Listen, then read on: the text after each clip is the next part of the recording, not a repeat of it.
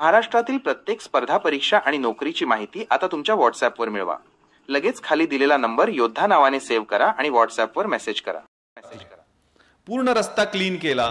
आतमध्ये grenade blast आणि firing केल्यानंतर इमिडिएटली बाहेर येऊन रॅन्डम फायरिंग टेररिस्टनी केले. सगळ्या त्या समोरच्या दुकानाच्या शटर्स वरती आणि ह्याच्यावर गोळ्या लागलेल्या होत्या, पण एकही सिव्हिलियन मारला गेला नाही, कारण सगळे हॉकर्स क्लिअर झालेले होते. क्रेडिट महानगरपालिका आणि पोलिसांनी घेतलेल्या ऍक्शन्सला दिलं. लिओपोल्ड म्हटल्यानंतर माझ्या डोक्यात पहिल्यांदा जाळ झाला, कारण ते सिरियसली घेतलेलं होतं. कारण मी पुण्यातनं नुकताच मुंबईत गेलेलो होतो आणि काही आलं इंटेलिजन्सचं तर खूप बारकाईनं अभ्यास करून त्याच्यावर पूर्वतयारी करायचो, त्याच्यावर मीटिंग्स घ्यायचो, तिथल्या मॅनेजमेंटला बोलवायचो. इथल्याही मॅनेजमेंटला लिओपोल्डला लेखी सूचना दिलेल्या होत्या. त्यामुळे मी माझी पिस्टल लोड केली. सुदैवाने माझ्याकडे ग्लॉक पिस्टल होती. ग्लॉक म्हणजे कम्पॅरेटिव्हली बेटर, साध्या पिस्टलपेक्षा जास्त, कारण 18 गोळ्यांची 2 मॅगझिन्स त्यामध्ये असतात. दहशतवाद्यांच्या तुलनेत कमी होतं, कारण प्रत्येक दहशतवाद्याकडे एक AK-47, त्याचे 6 डबल मॅगझिन्स, 12 मॅगझिन्स, सुट्ट्या 150 गोळ्या, म्हणजे 650 ते 700 गोळ्या प्रत्येकाकडे, एकेकाकडे AK-47च्या, प्लस 25 ते 30 ग्रेनेड्स, प्लस एक ॲडिशनल पिस्टल, त्याचे 60 राऊंड, आणि एक हातामध्ये तुम्ही पाहिलं असेल प्लास्टिकच्या बॅगमध्ये कसाबचे फोटो वगैरे दिसतात, RDXचा 8 किलोचा बॉम्ब.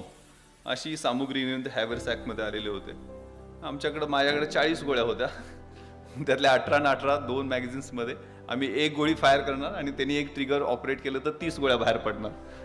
हे थोडंसं ऑड युद्ध होतं. पण तुलनेनं माझी पिस्टल लोड केली आणि मेट्रो थिएटर पास करत होतो त्यावेळेला AN रॉय, त्यावेळेचे DGP आणि त्यावेळेचे कमिशनर हसन गफूर साहेबांचा फोन आला की विश्वास, रश टू ताज. आणि स्पेसिफिक त्यांनी सांगितलं की ग्रेनेड ब्लास्ट आणि AK-47च्या फायरिंगचे आवाज येतात. ताज म्हटल्यानंतर 100% खात्री मला पडली, कारण हे टेररिस्ट अटॅक आहे. कारण ताजबद्दल सुद्धा अशा पद्धतीच्या सूचना आलेल्या होत्या. आणि 29 सप्टेंबर आणि 30 सप्टेंबरला ताज मॅनेजमेंट बरोबर मी ते हॉटेल 1-2 तास नाही 9 तास त्याची बारकाईनं तपासणी केलेली. त्याचं सिक्युरिटी ऑडिट म्हणतात. दरवाजे, खिडके, fire sprinkler, smoke detectors, exit gates, monitor, CCTV control room, सगळ्यांच्या बद्दल डिटेलमध्ये त्याची पाहणी करून नंतर 3.5 तासाची मीटिंग घेऊन 28 इलॅबोरेट इन्स्ट्रक्शन्स पण दिलेल्या होत्या. त्यामुळे ताजमध्ये अतिरेकी हल्ला आहे म्हणजे स्पेसिफिक सूचना सर दिलेल्या होत्या की हे नॉर्थ कोट गेट आहे, हे काचेचं गेट आहे, याच्यावर ग्रिल लावा. आणि ते ग्रिल लावलं असतं तर परिस्थिती वेगळी झाली असती, कारण त्याच गेटमधनं ते काचेचं गेट 2 AK-47च्या गोळ्यांनी फोडलं आणि आतमध्ये ते वॉल्टेड इनसाइड सेम गेटमधून. मुख्य दरवाजावरती आपण गार्ड लावलेले होते, पण आपण दंगली करण्यामध्ये एक्सपर्ट आहोत. 16 नोव्हेंबरला धुळ्याला दंगल झाली, 9 लोक त्यात मारले गेले. त्यामुळे कम्युनली सेन्सिटिव्ह एरियात ते गार्ड तिथून दुसरीकडे शिफ्ट करण्यात आले. सांगण्याचा उद्देश की ताज म्हटल्यानंतर लक्षात आलं ना, आम्ही पाठीमागच्या गेटनी गेलो, मुख्य दरवाजाने गेलो नाही. पाठीमागच्या गेटनी सुनील कुडियादी बरोबर दुसऱ्या मजल्यावर जिथं ॲक्च्युअल लग्न सुरू होतं क्रिस्टल हॉलमध्ये, त्याच्या गेटवरती 3 पाठमोरे अतिरेकी, सुदैवानं पाठमोरे होते, नाहीतर आमच्या अंगाची चाळण झाली. 10 मीटरच्या अंतरावर सुनील कुडियादींनी दाखवली, they are killing people sir, they are there. आणि त्या ठिकाणी सुदैवानं गोळीबार त्यांच्यावर आम्ही करू शकलो, कारण ते लग्नाच्या हॉलमध्ये घुसले असते त्यावेळेला तर अनेक शेकडो लोक तिथं अडकून पडलेले होते आणि मोठं मॅसॅकर झालं असतं. टेररिस्ट ताजमध्ये पहिल्या 15 मिनिटात 21 लोकांना मारू शकले. आम्ही एंट्री केल्यानंतर 6 मजले, प्रत्येक मजल्यावर CCTV कंट्रोल रूम मधून सगळं रेकॉर्डिंग झालेलं आहे. प्रत्येक मजल्यावर त्यांचं चेज करू शकलो आणि हे क्रुशियल फायरिंग होतं, कारण याच्यानंतर ते 6व्या मजल्यावर पळाले. नंतर आम्ही पूर्ण मजले चेक केले, कारण 2 विंगमध्ये ताजची विभागणी आहे, दक्षिण बाजू आणि उत्तर बाजू. दक्षिण विंगमध्ये आम्ही ज्या होतो त्याला उत्तर विंगमध्ये ते होते. आणि 10:03 त्यांच्यावर फायरिंग झाल्यानंतर 11:10 एकही राऊंड फायर झालेला नाही. 11:10 आम्हाला ज्यावेळेला वाटलं की ते पळून गेले काय, त्यावेळेला त्यांनी 2 ग्रेनेड ब्लास्ट त्या मधल्या वॉक्यूममध्ये केले, ज्यात शँडेलियर वगैरे तुटून खाली आलं. नंतर आम्हाला खात्री पडली. नंतर आम्ही CCTVमध्ये, माझे बॅचमेट त्यावेळेला राजवर्धन मला जॉईन झालेले होते, CCTV मॉनिटर जवळजवळ 2:45 आम्ही करू शकलो. 2 विसरून न फुटलेले राहुल शिंदे आणि समाधान मोरे हे जवान माझ्यावर आलेले होते. 2:45ला मात्र त्यांनी आम्हाला लोकेट केलं आणि पूर्ण मजला त्यांनी पेटवला, कारण ताजचं जे बांधकाम आहे ते लाकडी नक्षीकामाचं आहे. ते इतके ग्रेनेड्स त्यांनी ब्लास्ट केले दुसऱ्या मजल्यावर, कारण दुसऱ्यापासून 6व्या मजल्यापर्यंत कुठंही ब्लॉक नाही आहे. मजला पेटला, मग धूर आणि ज्वाळा एवढ्या मोठ्या प्रमाणावर यायला लागल्या की तिथं CCTV रूममध्ये जळून मरण्यापेक्षा बाहेर येऊन लढाई करू. पण 4थ्या मजल्यावरनं त्यांनी आमच्यावर नेम धरलेला होता. धुमश चक्री झाली. माझा बॉडीगार्ड अमित घेतले, त्याला 3 गोळ्या लागल्या. त्याच्या पोटाला चाटून गेलेली गोळी त्या 21 वर्षाच्या राहुलला लागली आणि तो तिथे शहीद झाला. गुरु आणि नौशेर हे ताजचे 2 एम्प्लॉय आमच्याबरोबर होते. आम्ही CCTV कंट्रोल रूममधून मॉनिटर करून पूर्ण नवीन ताज जवळजवळ 1250 लोक त्यावेळेला 3 वाजेपर्यंत इव्हॅक्युएट केले, कारण आमच्याकडं इंटरकॉम होता, वॉकीटॉकीज होत्या, मोबाईलवरनं कम्युनिकेशन करून सेफ एरियाज आम्हाला कळत होते, कारण आम्ही CCTV कंट्रोल रूममध्ये तिथून त्यांच्यावर क्रॉस फायर करत होतो.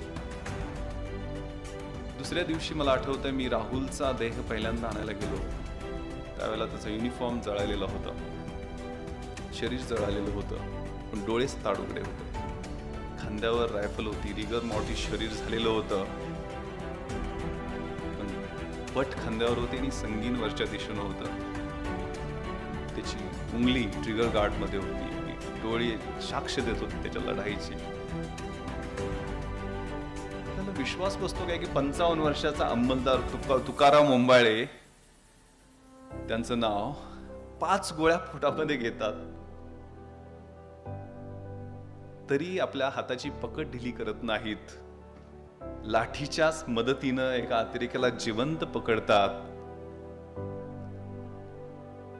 भगतसिंग, राजगुरू, सुखदेव, अशफाकुल्ला खान यांनी केलेलं बलिदान, Karkare sir, Kamte sir, Shashank Shinde, Salaskar, major Unnikrishnan, Rahul Shinde, Tukaram Ombale यांनी केलेलं बलिदान, यामध्ये फरक नाहीये.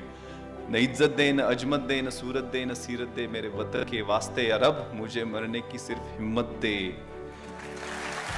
ती हिम्मत खूप महत्वाची आहे. सर्व्हिसेसमध्ये काय यायचं तर या कमिटमेंटने यायचं, हे लक्षात ठेवा. आणि येताना आंधळी कोशिंबीर खेळायची नाही, प्लॅन करून, नियोजन करून यायचं. आम्ही ज्यावेळेला अभ्यास करत होतो त्यावेळेला MPSCच्या परीक्षेचा पॅटर्न कम्प्लिटली वेगळा होता, UPSCच्या परीक्षेचा पॅटर्न कम्प्लिटली वेगळा होता.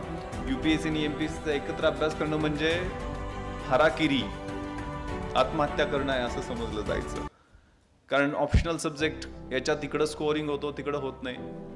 आता बऱ्याच गोष्टी ॲट पार करण्याचा प्रयत्न केलाय, पण त्यातनं काही वेळेला ग्रामीण भागातल्या मुलांचं नुकसानही होतं, हे मान्य आहे. परंतु एक सम लेवलला हे दोन्ही सिलेबस आणले गेलेले आहेत. जनरल ॲप्टिट्यूड टेस्ट आणलेली आहे, निगेटिव्ह मार्किंग आणलेली आहे. या सगळ्या गोष्टी कुणाला कशा आणि कुठल्या बॅकग्राऊंडच्या आहेत त्याच्यावर निश्चितपणे त्याचा फरक पडतो. टेक्नोक्रॅटसाठी थोड्याफार फायद्याच्या होऊ शकतात. परंतु असं असलं, कारण मी बऱ्याचदा सांगत असतो की 12वी नंतर मी आर्ट्सला गेलो म्हणून तुम्ही जाऊ नका, कारण हा आत्मघाती निर्णय होता. त्यावेळेला आम्हाला कळत नव्हतं. त्यावेळेला गगराणी सर होते, त्यांनी BCom केलेलं होतं, अश्विनी कुलकर्णी त्यांनी आर्ट्सला गेल्या.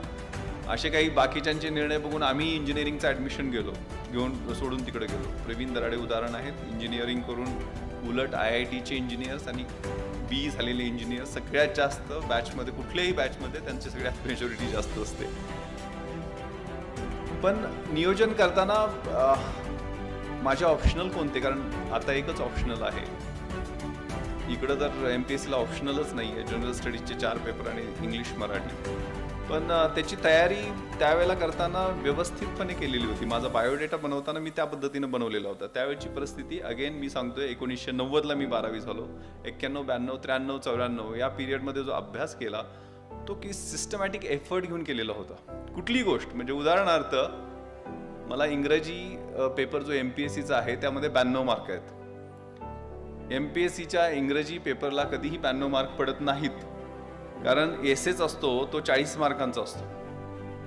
क्लुप्त्या काय असतात, तंत्र काय असतात, मी केलेली तंत्र तुम्हाला लागू पडतील हे अजिबात चुकीचं आहे, हे कृपया लक्षात ठेवा. तर मी काय NCCला असताना एक नॅशनल इंटिग्रेशनवर भाषण पाठ केलेलं होतं. म्हणजे इंग्रजी माध्यमाची मुलं असतात मुंबईतली वगैरे, त्यांना सुद्धा 70च्या वर कंपल्सरी इंग्लिशला मार्क पडत नाहीत MPSCला. तर मला 92 का पडली, तर मी ज्या वेळेला NCCच्या C सर्टिफिकेटसाठी तयारी करताना एक वक्तृत्व स्पर्धा होता ॲन्युअल ट्रेनिंग कॅम्पमध्ये. त्यात एक सहज माझ्याकडे CSRचा एक अंक होता आणि त्यात पहिलं पारितोषिक मिळालेला एक निबंध होता, नॅशनल इंटिग्रेशन.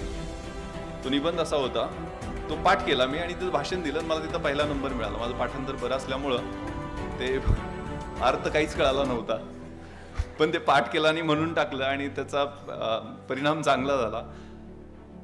तोच निबंध मी काही चेंजेस करून, if I were a prime minister, मी पंतप्रधान झालो तर